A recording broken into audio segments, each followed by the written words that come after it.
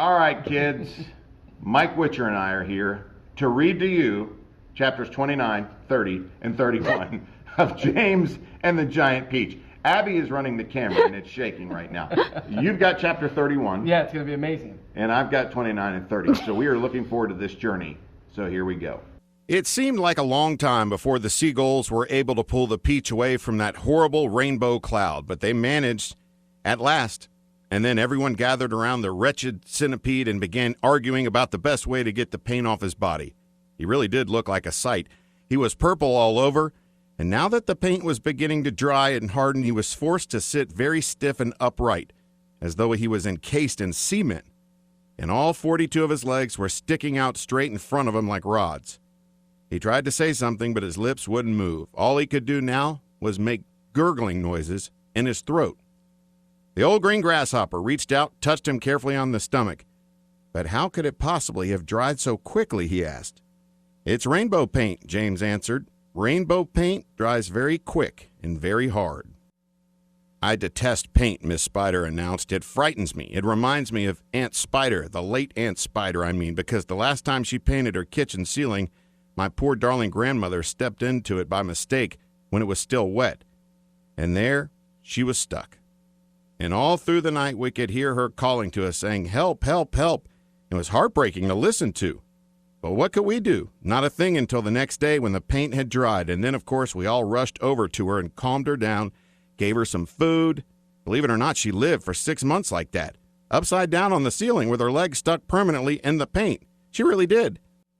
We fed her every day. We brought her fresh flies straight from the web. But then on the 26th of April, last Aunt Sponge, the late Aunt Sponge, happened to glance up at the ceiling, and she spotted her.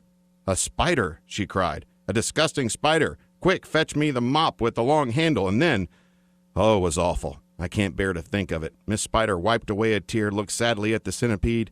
"You poor thing," she murmured. "I do feel sorry for you." "It'll never come off," the earthworm said brightly. "Our centipede will never move again. He will turn into a statue, and we shall be able to put him in the middle of the lawn with a bird bath on top of his head.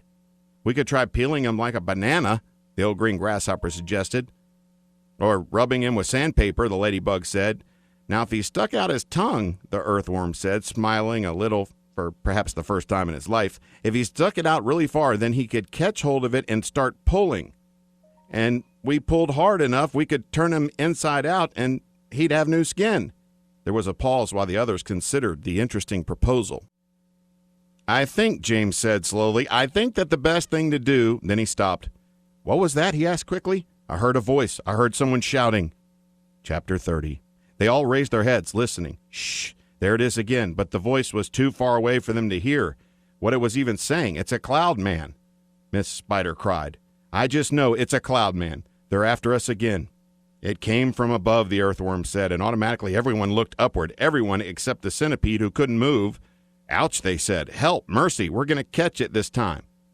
For what they now saw swirling and twisting directly over their heads was an immense black cloud, a terrible, dangerous, thundery-looking thing that began to rumble and roar even as they were staring at it. And then from high up on top of the cloud, the faraway voice came down to them once again, this time very loud and clear. "On with the faucets," it shouted. "On with the faucets. On with the faucets." 3 seconds later, the hole underneath of the cloud seemed to split and burst open like a paper bag, and then out came the water.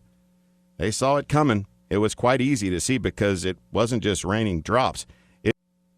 It wasn't raindrops at all. It was a great solid mass of water that might have been a lake or a whole ocean dropping out of the sky on top of them, and down it came, down, down, down, crashing first onto the seagulls and then onto the Peach itself, while the poor travelers shrieked with fear and groped around frantically for something to catch hold of. The peach stem, the silk strings, anything they could find, and all the time the water came pouring and roaring down upon them, bouncing and smashing, sloshing and slashing, washing and whirling and surging and whirling and gurgling and gushing and rushing, and it was like being pinned down underneath the biggest waterfall in the world and not being able to get out. They couldn't speak, they couldn't see, they couldn't breathe. And James Henry Trotter, holding on madly to one of the silk strings above the peach stem, told himself that this must surely be the end of everything at last. But then, Just as suddenly as it had started, the deluge stopped. They were out of it, and it was all over. The wonderful seagulls had flown right through it and had come out safely on the other side, and once again the giant peach was sailing peacefully through the mysterious, moonlit sky. "I am downed," gasped the old green grasshopper, spitting out water by the pint. "It's gone right through my skin," the earthworm groaned. "I always thought my skin was waterproof, but it isn't. And now I'm full of rain. Look at me, shouted the centipede excitedly. "It's washed me clean. The paint's all gone. I can move again." "That's the worst news I've had in a long time," the earthworm said. The centipede was dancing all around the deck, turning somersaults in the air and singing at the top of his voice. "Oh, hooray for the storm and the rain. I can move. I don't feel any pain. And now I'm a pest. I'm the biggest and best, the most marvelous pest once again." "Oh, do shut up," the old green grasshopper said. "Look at me," cried the centipede. "Look at me. I'm freed. I'm freed. Not a scratch, nor a bruise, nor a bleed. To his grave this fine gent they all thought had been sent, and I very near went. Oh, very near went. But they sent quite the wrong centipede." "How fast we are going all of a sudden," the ladybug said. "I wonder why." "I don't think the seagulls like this place any better than we do," James answered. "I imagine they want to get out of it as soon as they can. They got a bad fright in the storms we've just been through." Faster and faster flew the seagulls, skimming across the sky at a tremendous pace, with the peach trailing out behind them. Cloud after cloud went by on either side, all of them ghostly white in the moonlight, and several more times during the night, the travelers caught glimpses of cloudmen moving around the tops of these clouds, working their sinister magic upon the world below.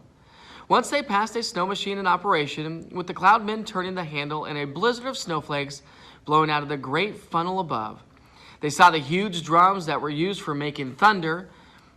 The cloudmen were beating them furiously with long hammers. They saw the frost factories and the wind producers and the places where cyclones and tornadoes were manufactured and sent spinning down toward the earth. And once, deep in the hollow of a large billowy cloud, they spotted something that could only have been a cloudmen's city. There were caves everywhere running into the cloud, and at the entrances to the caves, the cloudmen's wives were crouching over little stoves with frying pans in their hands, frying snowballs for their husbands' suppers. And hundreds of cloudmen's children were frisking all over the place and shrieking with laughter and sliding down the billows of cloud on toboggans.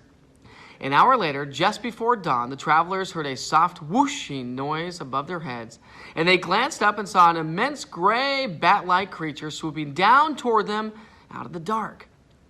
It circled around and around the peach, flapping its great wings slowly in the moonlight and staring at the travelers below. Then it uttered a series of long, deep, melancholy cries and flew off again into the night.